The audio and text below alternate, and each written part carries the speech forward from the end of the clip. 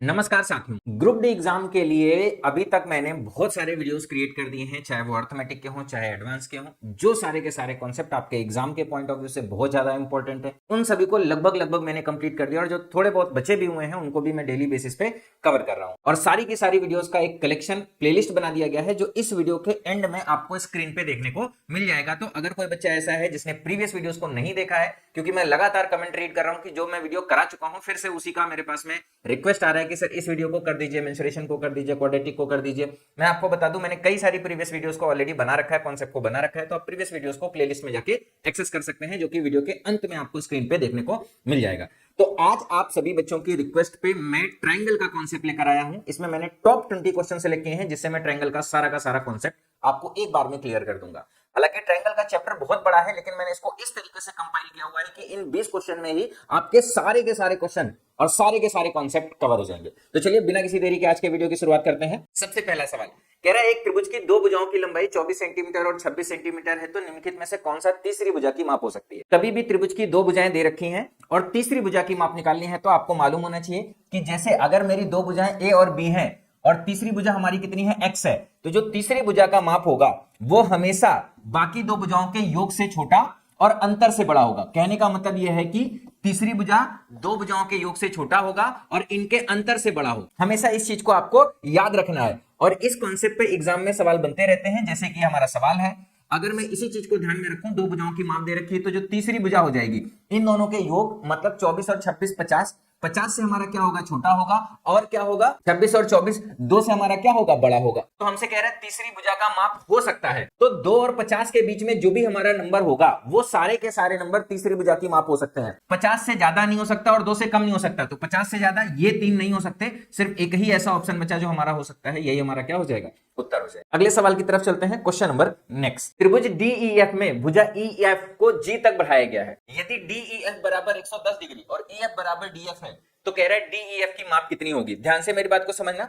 सबसे पहले क्या करेंगे कि हम लोग एक त्रिभुज बनाएंगे इस तरीके से, और इसमें क्या कह रहा है कि एक भुजा को आगे बढ़ाना है, तो उस एक भुजा को आगे बढ़ा देंगे इस तरीके से। अब किस भुजा को आगे बढ़ाने के लिए कह रहा है उसको भी देख लेंगे। ईएफ को आगे बढ़ाया जा रहा है, तो ये हमारा जो पॉइंट हो गया ई हो गया, ये जो हमारा पॉइंट हो गया एफ हो गया, और ये हमारा पॉइंट डी हो गया, और ये हमारा पॉइंट जी हो गया। बाकी जो भी कहता जा रहा है उसको ध्यान से समझते हुए चलेंगे।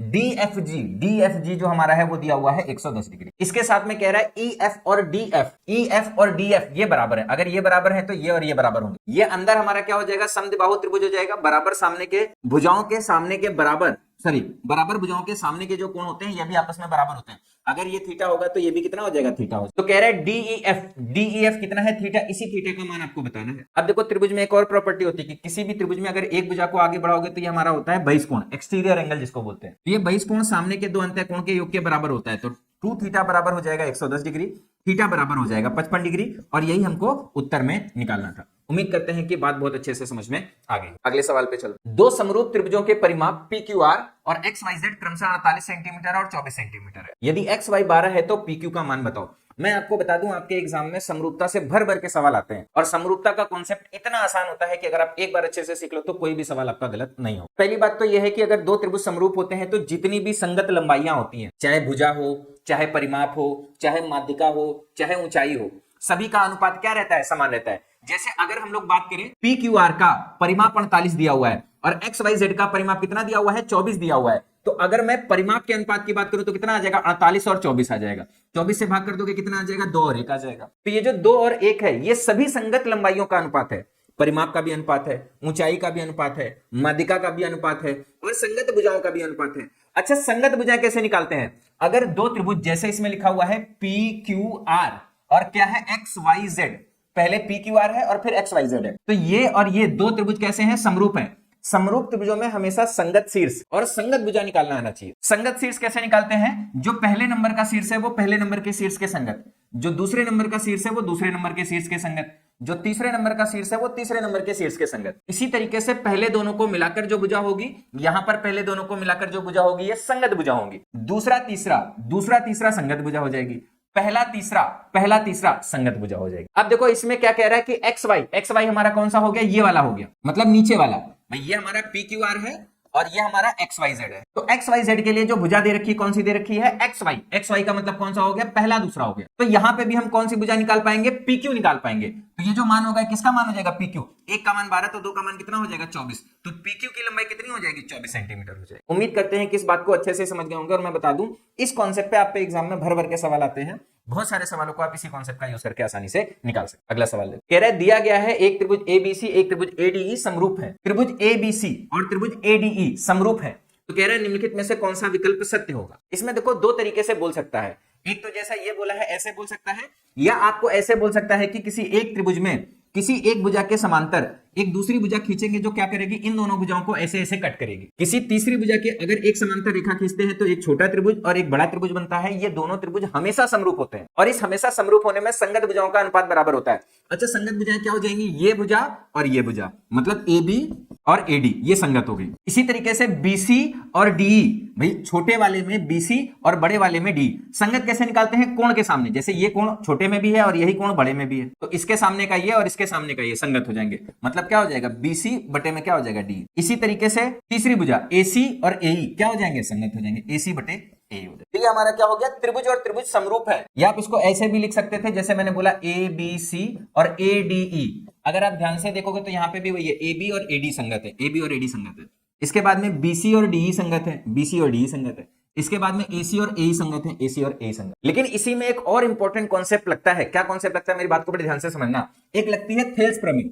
क्या थेल्स प्रमेय, अगर ये दोनों समरूप कह दे या ये इसके समांतर कह दे, इस केस में क्या कॉन्सेप्ट लगता है, ए बी बटे बी डी बराबर एसी बटे सीई। ये भी लग जाता है। इसको उल्टा करके भी लिख सकते हैं, बीडी बटे ए बी, उल्टा करके भी लिख सकते हैं, बीडी बटे ए बी बराबर, इधर भी उल्टा कर सकते हैं, सीई बटे एसी। उम्मीद करता हूं कि बात को समझ पा रहे होंगे। अब ये तो हमको बेसिक मालूम हो गया, लेकिन कई बार क्या है कि ऑप्शन को थोड़ा बहुत घुमा फिरा भी सकता है। आपको क्या करना पड़ेगा, ऑप्शन के हिसाब से वेरीफाई करना पड़ेगा। अब आपको एक एक ऑप्शन को चेक करना है, इनमें से हमारा क्या कह रहा है कि कौन सा विकल्प निश्चित रूप से सत्य होगा। हमको ये बताना है कि सही कौन सा है। तो कह रहा है ए बी बटे एडी, ए बी बटे एडी ये संगत भुजा हो गई। तो संगत भुजाओं में दो और बची, ये और ये और ये। देख लो क्या दिया हुआ है, बीसी और डी, बीसी और डी। देखो यही तो लिखा हुआ है, ये जो पहला मैंने लिखा हुआ है यही ऑप्शन में लिखा हुआ है। ये तो सत्य है, एकदम सही बात है। अगर ये सत्य हो गया तो बाकी तीन ऑप्शन को चेक करने की जरूरत है नहीं, आप इसको इग्नोर कर सकते हो। अब जैसे यहां पर एक बात और लिखी है, इसको भी मैं वेरीफाई करता हूं। जैसे कह रहा है ईसी और बटे में एसी, अगर ये ईसी बटे एसी लिखा है तो ये हमारा किसके बराबर आ जाएगा, डीबी। अगर मैं इसकी बात करूं तो किसके बराबर आ जाएगा, डीबी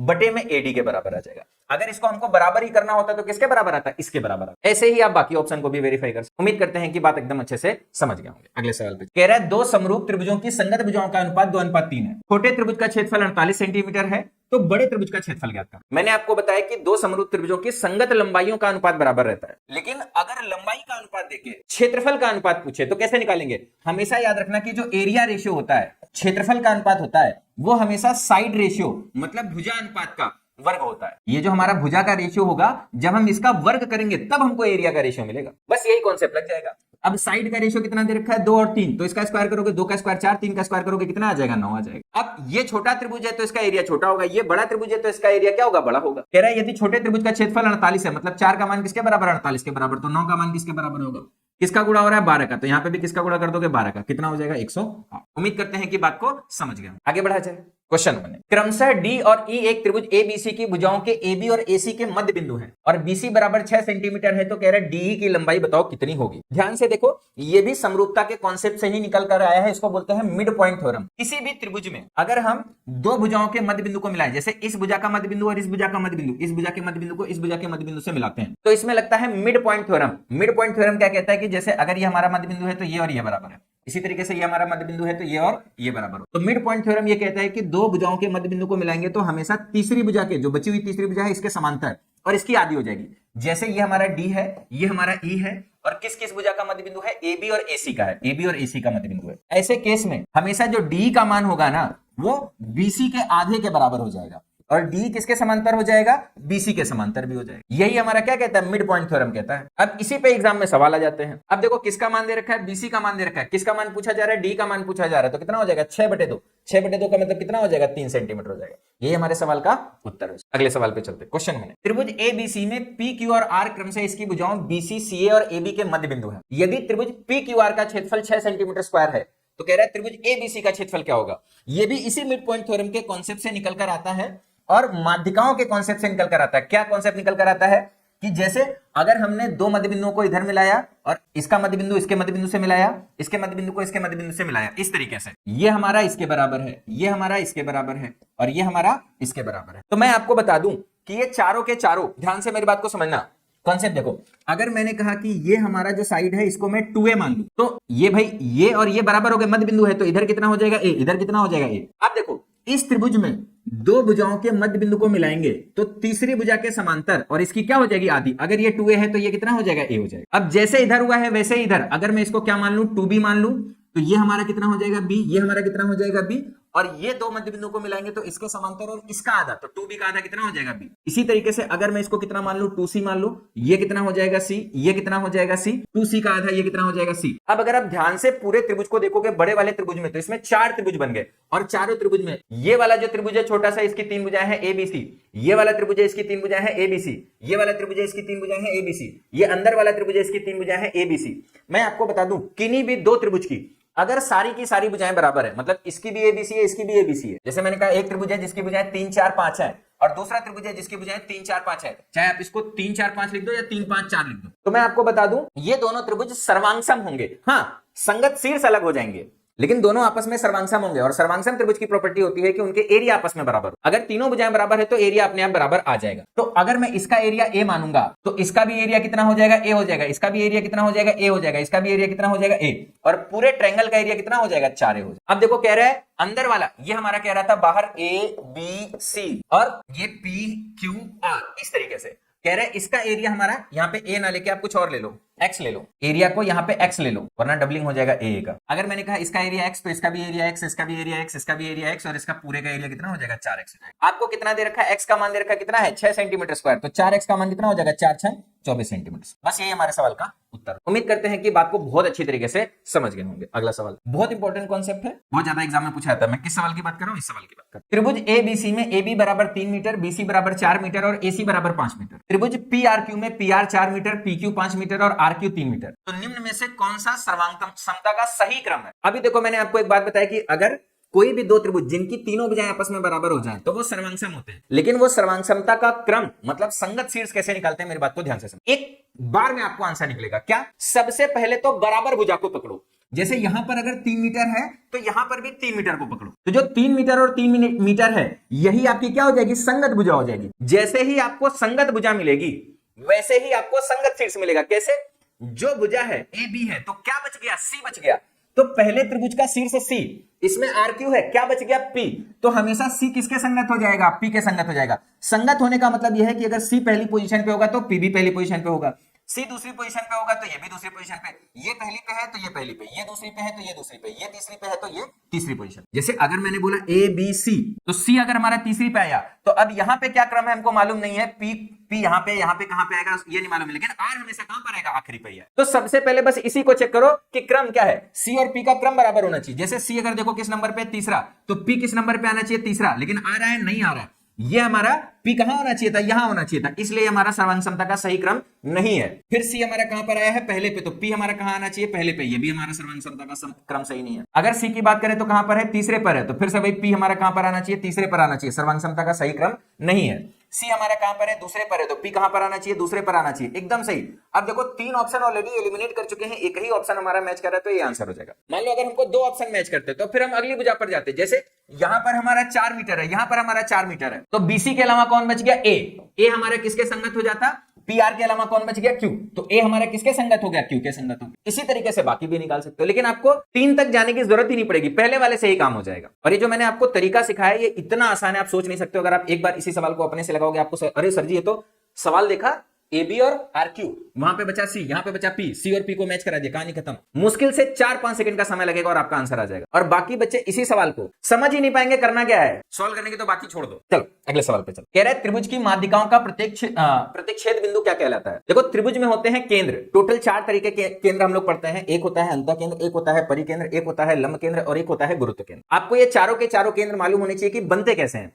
जैसे इस सवाल में कह रहा है जो माध्यिकाओं का प्रतिच्छेद बिंदु होता है उसको हम लोग बोलते हैं केंद्रक, अंग्रेजी में इसको बोलते हैं सेंट्रॉइड, हिंदी में इसका एक और वर्ड है गुरुत्व केंद्र भी इसको हम लोग बोलते हैं। और ये जो अंतः केंद्र होता है ये होता है कोणार्धक का कटान बिंदु, कोणार्धक का कटान बिंदु, कोणार्धक को अंग्रेजी में बोलते हैं एंगल बाइसेक्टर का कटान बिंदु। इसी तरीके से जो लंब केंद्र होता है ये शीर्ष लंब का कटान बिंदु होता है, इसको हम लोग क्या बोलते हैं, शीर्ष लंब का कटान बिंदु। जहां पर शीर्ष लंब एक दूसरे को कट करेंगे वही हमारा लंब केंद्र हो जाएगा। शीर्ष लंब को अंग्रेजी में बोलते हैं एल्टीट्यूड। और परिकेंद्र हमारा होता है लंब समद्विभाजक, जो भुजा का लंब समद्विभाजक होता है उसका कटान बिंदु। परपेंडिकुलर बाइसेक्टर अंग्रेजी में बोलते हैं परपेंडिकुलर बाइसेक्टर। तो ये सारे के सारे आपको मालूम होने चाहिए कि कौन सा केंद्र है और कैसे हमारा बनता है। और केंद्रक हमारा क्या हो गया, माध्यिकाओं का कटान बिंदु हो गया। माध्यिका को अंग्रेजी में क्या बोलते हैं, मेडियन। तो यही हमारे सवाल का क्या हो जाएगा, उत्तर हो जाएगा। अब देखो माध्यिकाओं की प्रॉपर्टी पे भी कई बार आपके एग्जाम में सवाल आता है। जैसे ये सवाल है, कह रहा है त्रिभुज एबीसी में एडी त्रिभुज की माध्यिका है जो बीसी को डी पर प्रतिच्छेद करती है। त्रिभुज की तीनों माध्यिकाएं बिंदु जी पर मिलती हैं। यदि एजी इतना है और डीजी इतना है तो कह रहे हैं एडी की लंबाई बताओ। देखने में बड़ा भड़कीला सा सवाल है, लेकिन मैं आपको बता दूं बहुत ही आसान है। कैसे, ध्यान से मेरी बात को समझना। अगर हमने कोई भी त्रिभुज इस तरीके से बनाया और अगर इसकी तीन माध्यिकाएं, माध्यिका क्या होती है कि किसी भी भुजा के मध्य बिंदु को सामने वाले शीर्ष से मिला देती है, हमारी क्या होगी, माध्यिका होगी। इसी तरीके से इस भुजा से सामने वाले इस शीर्ष से सामने वाले भुजा के मध्य बिंदु को मिला दिया तो क्या होगी, माध्यिका। और जो तीसरी माध्यिका होगी अपने आप कहां से जाएगी, यहीं से पास करेगी। जैसे मान लो ये हमारा त्रिभुज है ए बी सी, तो ए से डाली गई माध्यिका है हमारी एडी, सवाल में कह रहा है। और ये जो तीनों माध्यिकाओं का कटान बिंदु है ये हमारा क्या है, जी। माध्यिकाओं की एक खास प्रॉपर्टी होती है, क्या प्रॉपर्टी होती है कि ये जो केंद्रक होता है, ये जो माध्यिका होती है, इस माध्यिका को शीर्ष की तरफ 2 और भुजा की तरफ 1 इस रेशियो में डिवाइड करता है। इसी तरीके से ये वाला जो जी है ये एडी को भी ऊपर वाले हिस्से में 2 और नीचे वाले हिस्से में 1 इस रेशियो में डिवाइड करेगा। इसी तरीके से ये शीर्ष वाले साइड की तरफ 2 और भुजा वाले साइड की तरफ 1 इस रेशियो में क्या करेगा, माध्यिका की लंबाई को डिवाइड कर देगा। अब इस सवाल में क्या कह रहा है, ए जी, ये हमारा जी है, ये हमारा ए है, इसका मान दे रखा है कितना है, 7y-3 दे रखा है। और नीचे अगर हम लोग बात करें तो किसका मान दे रखा है, डीजी, इसका मान दे रखा है कितना है, 3y है। तो अब देखो ये रेशियो कितना आना चाहिए, 2 और 1 का रेशियो आना चाहिए। मतलब 7y-3 और 3y का जो रेशियो होगा कितना हो जाएगा, 2 और 1 का रेशियो हो जाएगा। ये इधर चला जाएगा, कितना आ जाएगा, 6y, और 6y इधर आएगा, घट जाएगा, 3 इधर चला जाएगा। तो आप देखोगे 7y में से 6y घटेगा y की वैल्यू कितनी आ जाएगी, 3 इधर चला जाएगा तो 3 हो जाएगा। अब y का मान 3 आया है, उत्तर आपको y का मान नहीं निकालना, किसका मान निकालना है, एडी का मान निकालना। y का मान 3, तो ये 3y का मतलब कितना हो जाएगा, 9। और अगर 1 का मान 9 हो गया तो 2 का मान कितना हो जाएगा, 18।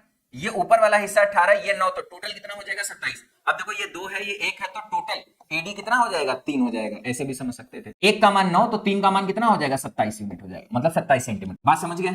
चलिए अगले सवाल, कह रहा है 12 सेंटीमीटर त्रिज्या और केंद्र O वाले वृत्त में एक समबाहु त्रिभुज एबीसी अंतर्निहित है। त्रिभुज एबीसी की प्रत्येक भुजा की लंबाई कितनी होगी। अच्छा ध्यान से मेरी बात को समझना। कह रहा है वृत्त के अंदर, ये हमारा वृत्त के अंदर त्रिभुज है और त्रिभुज कैसा है, समबाहु त्रिभुज है। तो समबाहु त्रिभुज की सारी प्रॉपर्टी आपको रटी होनी चाहिए। एग्जाम में देखो बहुत सारे सवाल आते हैं। अब अगर हमारा वृत्त बाहर और त्रिभुज अंदर है तो इसको बोलते हैं परिवृत्त। लेकिन कभी ऐसा भी होता है कि आपके अंदर भी वृत्त होता है तो इसको बोलते हैं अंतःवृत्त। और अगर समबाहु त्रिभुज में अंतःवृत्त और परिवृत्त बनना है तो आपको मालूम होना चाहिए कि अंतःवृत्त की त्रिज्या होती है a/2√3, जहां पर a हमारा होता है इसकी भुजा की लंबाई और परिवृत्त की त्रिज्या ये क्या हो गए, अंदर वाले वृत्त की त्रिज्या r, और सेंटर दोनों का एक ही होता है। यहां से इसको मिलाओगे तो ये हो जाएगा कैपिटल R। ये वही माध्यिका है। यही देखो समबाहु त्रिभुज में चाहे शीर्ष लंब डालो चाहे माध्यिका डालो सब एक ही होते हैं, सारे के सारे सब बराबर बराबर होते हैं। तो यही आपका गुरुत्व केंद्र, यही आपका अंतः केंद्र, यही आपका लंब केंद्र, सारे के सारे केंद्र यही होते हैं। तो ये 2 और ये 1, तो जितना ये है उसका जस्ट डबल ये, तो इसका जस्ट डबल करोगे कितना आ जाएगा, a/√3 आ जाएगा।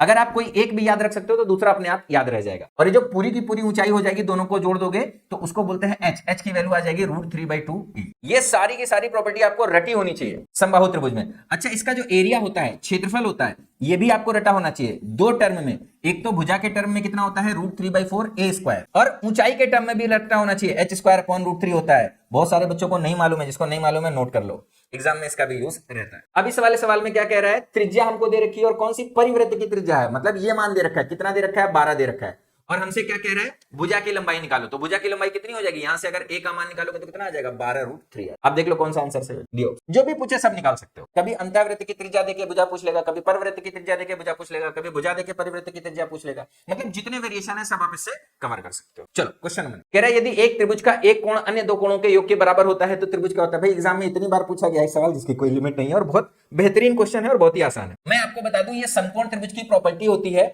कि समकोण त्रिभुज में एक कोण 90 डिग्री होता है और त्रिभुज के तीनों कोणों का योग होता है 180। 180 में से 90 घटा दोगे तो जो बाकी बचे हुए 2 कोण है अगर जैसे मैंने ये बोला ए, ये बोला बी और ये बोला सी, तो कोण ए प्लस सी बराबर क्या हो जाएगा 90, और यही हमारा किसके बराबर आ जाएगा कोण बी के बराबर। तो कभी भी अगर ऐसा बोला जाए कि एक कोण का योग बाकी दोनों कोणों के योग के बराबर है, तो जो एक कोण है वो 90 डिग्री हो जाएगा, बाकी दोनों कोणों का भी योग 90 डिग्री हो जाएगा, और ये हमारा क्या बन जाएगा समकोण त्रिभुज बन जाएगा। कैसा त्रिभुज हो जाएगा समकोण त्रिभुज हो जाएगा। इसको याद रखा करो, एग्जाम में बहुत बार ये पूछा हुआ सवाल है। अगला देखो, कह रहा है एबीसी एक समकोण त्रिभुज की भुजाएं हैं जिनमें सी कर्ण है, त्रिभुज की तीनों भुजाओं को स्पर्श करने वाले वृत्त की त्रिज्या आर का मान बताओ। अब देखो त्रिभुज ये हमारा समकोण त्रिभुज है, समकोण त्रिभुज में भी प्रॉपर्टी लगती है। देखो ज्यादातर जो एग्जाम में सवाल आते हैं या तो समबाहु त्रिभुज से सवाल आते हैं या समकोण से आते हैं, कभी कभी समद्विबाहु से भी आते हैं।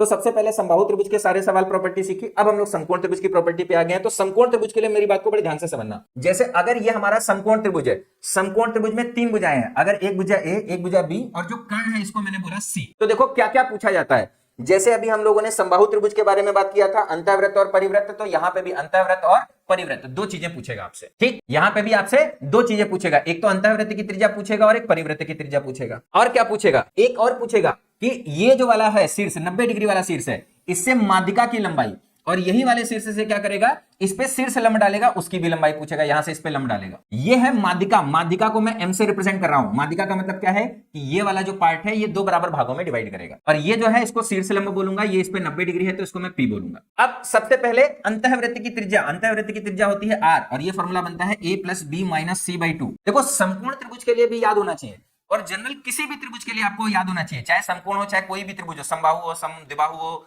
विषमबाहु हो, किसी भी त्रिभुज के लिए हमेशा सत्य है डेल्टा अपॉन एस, जहां डेल्टा क्षेत्रफल होता है और एस हमारा क्या होता है अर्ध परिमाप होता है। इसी तरीके से परिवृत्त की त्रिज्या समकोण त्रिभुज में तो हो जाती है सी बाई 2, और ये जो सी बाई 2 है यही माध्यिका की लंबाई के बराबर, मतलब ये जो माध्यिका है ये और ये तीन चीजें आपस में बराबर हो जाती हैं। परिवृत्त की त्रिज्या माध्यिका के बराबर होती है और इसकी लंबाई क्या हो जाती है कर्ण की आधी हो जाती है। तो ये भी हमेशा आपको क्या रहना चाहिए, याद रहना चाहिए, अंतःवृत्त की त्रिज्या परिवृत्त की त्रिज्या, और परिवृत्त की त्रिज्या किसी भी त्रिभुज के लिए होती है ए बी सी अपॉन 4 किसी भी त्रिभुज के लिए। तो ये फॉर्मूले हैं, आपको याद रहने चाहिए। अब देखो इसमें एक पॉइंट और बच गया, क्या, ये जो शीर्ष लंब है, तो शीर्ष लंब की लंबाई हो जाएगी a into B upon C, area वाले फॉर्मूले से। भाई इस त्रिभुज का एरिया दो तरीके से निकलेगा, एक आधार गुणे ऊंचाई 1/2 AB, और इधर से भी अगर इसको आधार मानेंगे, सी को आधार मानेंगे तो p ऊंचाई हो जाएगी, तो 1/2 p इंटू सी हो जाएगा। तो आप देखोगे 1/2 से 1/2 कट जाएगा, p कितना आ जाएगा AB बटे सी आ जाएगा। तो ये भी फॉर्मूला आप याद रख सकते हो, मतलब याद क्या रख सकते हो, आपको याद रखना चाहिए, मतलब यही सवाल आपके एग्जाम में पूछे जाते हैं। सारे के सारे कॉन्सेप्ट को मैंने एक पेज पे लिख दिया है। तो इस सवाल का आंसर हमारा क्या हो जाएगा a plus B minus C by 2। चलो, कह रहे हैं समकोण त्रिभुज का कर्ण किसी एक भुजा के 2 गुने से 2 अधिक है, जबकि तीसरी भुजा कर्ण के आधे से 13 अधिक है। कर्ण पर खींची गई माध्यिका की लंबाई ज्ञात करो। कभी भी चाहे आपका ज्योमेट्री का सवाल बनना हो, चाहे आपका ट्रिग्नोमेट्री का सवाल बनना हो, चाहे अलजेब्रा में कहीं कॉन्सेप्ट यूज हो रहा हो, चाहे मेंसुरेशन में कहीं कॉन्सेप्ट यूज हो रहा हो, जहां पे समकोण त्रिभुज बनना हो, समकोण त्रिभुज की 3 भुजाओं की बात कर रहा हो, तीनों भुजाओं में आपस में संबंध इस तरीके से दिया है कि कोई भुजा की लंबाई आपस में एक तरीके से पूर्णांक दिख रही है, नंबर्स में दिख रही है, तो हमेशा ट्रिपलेट याद रखा करो और किसी भी तरीके से ट्रिपलेट का कॉन्सेप्ट लगाने की कोशिश करो और ट्रिपलेट बना के आंसर निकालो। अब जैसे कह रहा है समकोण त्रिभुज का कर्ण किसी एक भुजा के 2 गुने से 2 अधिक है, मतलब कर्ण की लंबाई को एक भुजा से तुलना की है।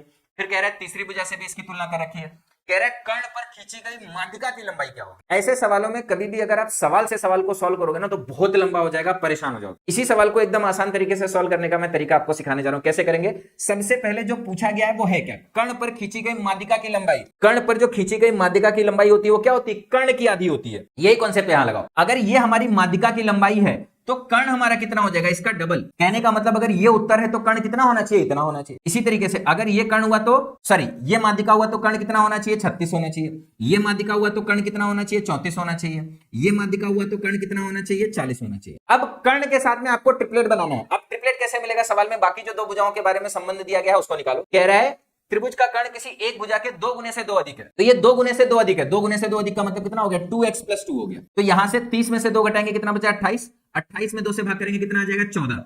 तो अब देखो 30 और 14 का कोई ट्रिपलेट याद आ रहा है। अगर आप 2 से काटोगे तो ये 7 और ये 15। 7 और 15 का कोई ट्रिपलेट बनना है, दिमाग में नहीं बनना है तो आगे अभी मत पढ़ो। या आप तीसरी भुजा भी निकाल लो। कह रहे हैं जबकि तीसरी भुजा कर्ण के आधे से 13 अधिक है। कर्ण का आधा हो गया 15 और इससे 13 अधिक कर दोगे तो कितना हो जाएगा, 28 हो जाएगा। क्या ये ट्रिपलेट है, नहीं है। अब इसके आधे से 13 अधिक, इसके सॉरी कर्ण का आधा तो यही हो गया। इससे 13 अधिक कितना हो जाएगा, 31 हो जाएगा। एक ये 31 हो गया। 36 और 31 के साथ में कोई ट्रिपलेट याद आ रहा है, नहीं बनना है। अच्छा, कर्ण के आधे से 13 अधिक कितना हो जाएगा? 30 हो जाएगा।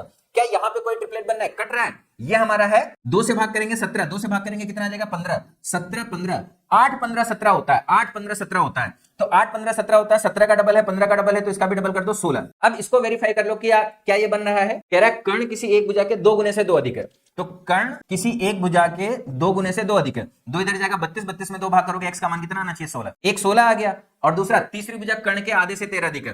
तो कर्ण का आधा तो अपने आप कितना हो गया? यही, इससे 13 अधिक कितना हो गया? 30 हो गया। तो 34, 16 और 30। क्या ये हमारा ट्रिपलेट बनना है? हाँ, ये हमारा ट्रिपलेट बनना है। तो यही हमारा क्या हो जाएगा? आंसर। अब देखो इसमें थोड़ा सा डेटा अच्छा है, लेकिन अगर इस तरीके का कोई भी सवाल आएगा तो जरूरी नहीं कि इतना कठिन डेटा देगा, थोड़ा आसान भी डेटा दे सकता है। लेकिन मैं आपको बता दूं, ये मत सोचना कि ये सवाल ग्रुप डी एग्जाम में नहीं आएगा। मैं आपको बता दूं, ये क्वेश्चन ग्रुप डी 2022 का सवाल है, तो कतई ये तो सोचना ही नहीं कि ये एग्जाम के रिलेवेंट नहीं है, 2022 में पूछा हुआ सवाल है। तो अगर इस लेवल का सवाल आता है तो आपको इस लेवल का सवाल पढ़ना पड़ेगा। अगले सवाल पे चलते हैं। कह रहे हैं समबाहु त्रिभुज में शीर्ष कोण का माप 80 डिग्री है, तो इसके प्रत्येक आधार कोण का माप कितना होगा?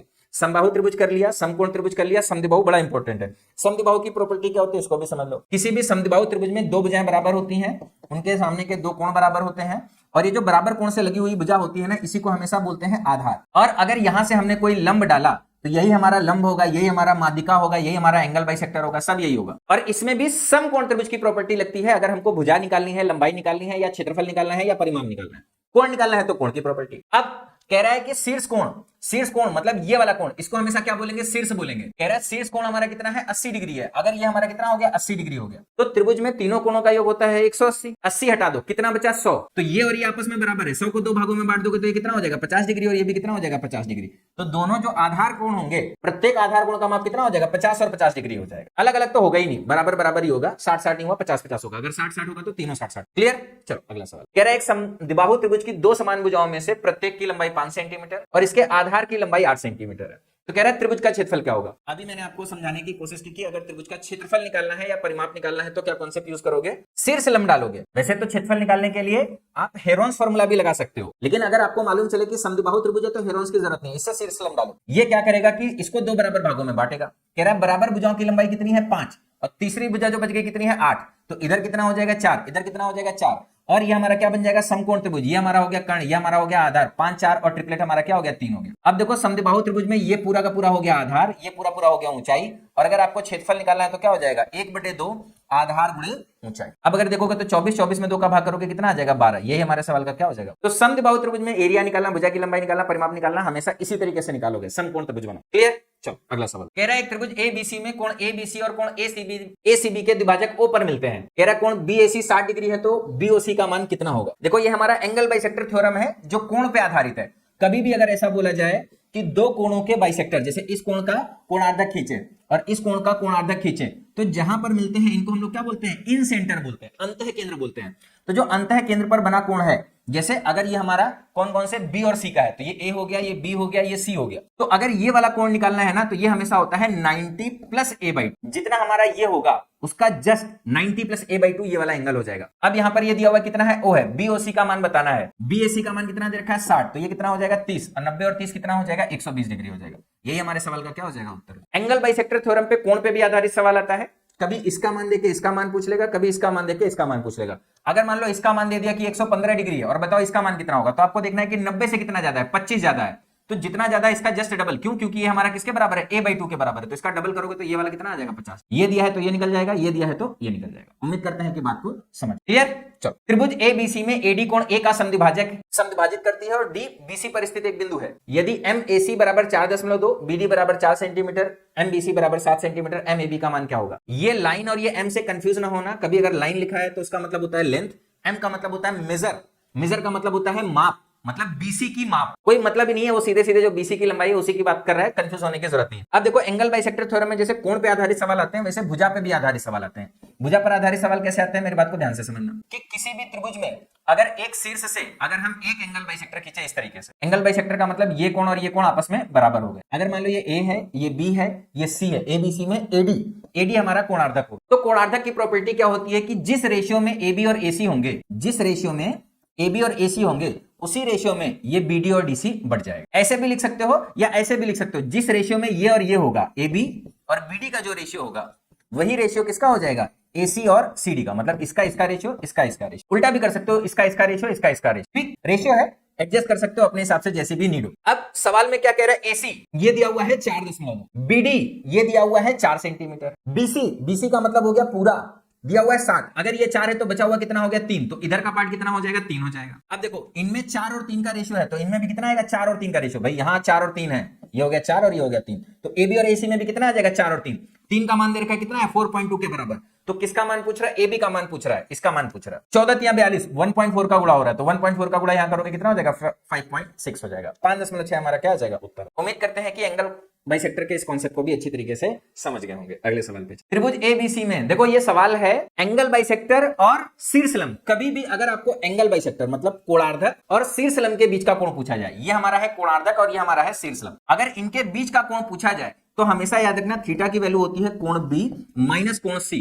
अब इसमें जो भी बड़ा हो, जैसे ये जो हमारा फिगर बना हुआ है, इस फिगर के हिसाब से तो हमारा C बड़ा है, लेकिन आपको टेंशन लेने की जरूरत नहीं है, जो बड़ा होगा उसमें से छोटे वाले को आपको घटाना है। फिगर के हिसाब से C बना है तो मैं C लिख रहा हूं, लेकिन हमेशा ऐसा नहीं है कि C और B रहेगा, तो इसको मैं अंतर लिखता हूं। अंतर का मतलब होता है कि जो बड़ा होगा उसमें से छोटे वाले को घटा दो, और अंतर को इस तरीके से कर, ये हमारा क्या है अंतर। अब देखो B और C एंगल दे रखे हैं, दे रखा है BAC हमारा एक कोण, AD हमारा A का कोण दिभाजक है, और AE हमारा क्या है BC पर लंब है।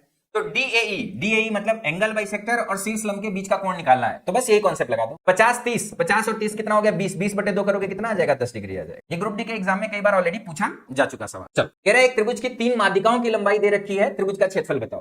देखो इसमें दो तरीके के सवाल बन सकते हैं। कैसे, एक माध्यिकाओं की लंबाई देके त्रिभुज का क्षेत्रफल पूछा जाए, और इसी जगह पे भुजाओं की लंबाई देके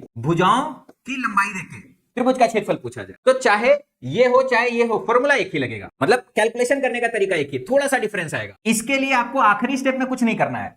इसके लिए अगर मान के चलो कि यहां भुजाएं लिखी हैं तो कैसे सॉल्व करेंगे, अगर माध्यिका की जगह पे क्या लिखा होता भुजा तो कैसे सॉल्व करते, तो हमारा क्या आंसर आता। सबसे पहले हम भुजाओं के लिए सॉल्व करने जा रहे हैं। कैसे, इसमें लगेगा हेरोन्स फार्मूला। हेरोन्स फार्मूला हमारा होता है under root S minus A, S minus B, S minus C। देखने में बड़ा डरावना सा लगता है, लेकिन बहुत सारे बच्चों को इसको लगाने का सही तरीका नहीं मालूम है। अगर इसको लगाने का सही तरीका मालूम चल जाए ना, तो आप देखो कितनी फास्ट तरीके से कैलकुलेशन कर सकते हो। S होता है A plus B plus C by 2, इसको हम लोग बोलते हैं अर्ध परिमाप। सबसे पहले मन में अर्ध परिमाप निकालो।